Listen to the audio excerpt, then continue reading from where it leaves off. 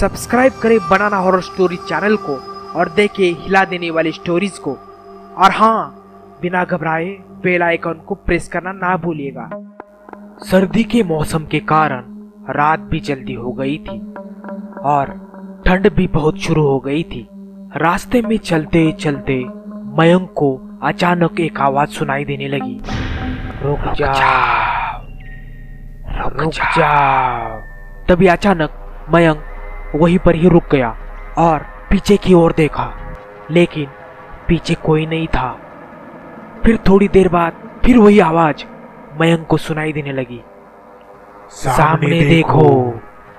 जैसे ही मयंक ने सामने की ओर देखा तो उसे जमीन पर कुछ चमकती हुई चीज दिखाई देने लगी। मयंक दौड़ के उस चीज के पास गया और देखा तो यह कोई साधारण चीज नहीं थी, बल्कि एक चमकता हुआ हीरा था। उसने वह हीरा अपने हाथ में लिया। उसकी चमक देख मयंक मन ही मन खुशी से पागल हो गया था, लेकिन मयंक को यह थोड़ी ही पता था कि यह साधारण चीज नहीं है, बल्कि एक मायावी हीरा है।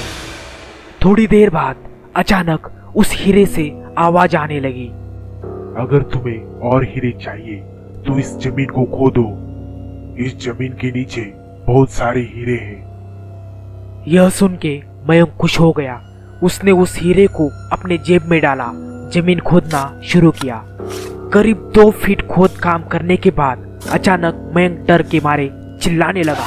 इसके कारण उसका संतुलन खो गया और वो जमीन पर गिर गया, क्योंकि उस गड्ढे में से हीरे मोती नहीं बल्कि किसी इंसान का कटा हुआ सिर मयंक ने देख लिया था।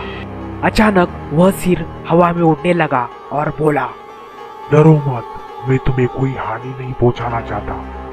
मैं तुम्हें बहुत सारे हीरे जवेरात भी दूंगा। बस मेरी बात ध्यान से सुनो। मैं जहाँ जाता हूँ वहाँ मेरे पीछे आओ।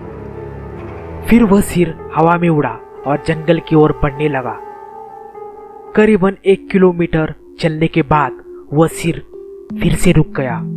फिर उस सिर ने मयंक से कहा, इस जमीन के भीतर बहुत सारे हीरे मोती जवाहरात छुपे हैं। इस जमीन पे खोद काम शुरू करो। ये बात सुन के मयंक खुश हो गया और उसी टाइम उसने जमीन खोदना शुरू किया। जमीन खोदते खोदते अचानक मयंक रुक गया, क्योंकि उस जमीन के नीचे हीरे मोती तो नहीं, उसको मिला उस सिर का कटा हुआ धड़। उस सिर ने कहा, अब तुम्हें एक आखिरी काम करना है, उसके बाद मैं तुम्हें मालामाल कर दूंगा। तुम्हें कहीं से भी 1 लोटा खून लाना होगा। मयंक ने बोला, 1 लोटा खून? पर मैं 1 लोटा खून कहां से लाऊंगा? उस सिर ने कहा, चलो मेरे साथ। वो डरावना चेहरा मयंक को साथ लेकर थोड़ी दूर पर गया। वहां पर उस सिर ने एक इंसान को जाते हुए देखा। वो सिर बोला, उस इंसान को मारकर उसका खून ले आओ। तब मयंक डर गया और बोला, नहीं नहीं, यह मुझसे नहीं होगा, मैं ये नहीं कर सकता। अगर तुमने यह काम नहीं किया तो मैं तुझे बहुत ही बड़ी मुसीबत में डाल दूंगा। फिर तुम्हारी पूरी जिंदगी नर्क बन जाएगी। मयंक ने हाथ जोड़कर उसे कहा, मुझे माफ कर दो। अगर मैंने उसे मारा तो मुझे पुलिस गिरफ्तार कर लेगी और मुझे जेल जाना पड़ेगा। फिर उस सिर ने अपने तंत्र मंत्र की शक्ति से एक छुरी और लोटा प्रकट किया और गुस्से से बोला, अगर तुम मेरा यह काम नहीं करोगी तो मैं तुम्हारे पूरे परिवार को मौत के घाट उतारूंगा। मयंक ने मजबूरी में आकर उस आदमी को मार डाला और उसका खून लेकर उस सिर के पास गया। वो सिर खून को देखकर बहुत खुश हुआ और बोला, यह खून मेरे शरीर पे डाल दे। उस सिर के कहने पर मयंक ने खून को उस शरीर पे डाल दिया। फिर कुछ देर बाद वो कटा हुआ सिर उस शरीर पे अपने आप जुड़ गया। यह सब देख मयंक की हालत खराब होने लगी। वो उस भूत को देखकर काफी डर गया। जैसे ही वो भूत जिंदा हुआ तो जोर जोर से हंसने लगा और डरावनी आवाज में बोला, तुमने बहुत बड़ी गलती कर दी, मुझे फिर से जिंदा कर दिया। अब मैं सिर्फ तुम्हें ही नहीं बल्कि इस पूरे शहर को मौत के घाट उतार दूंगा।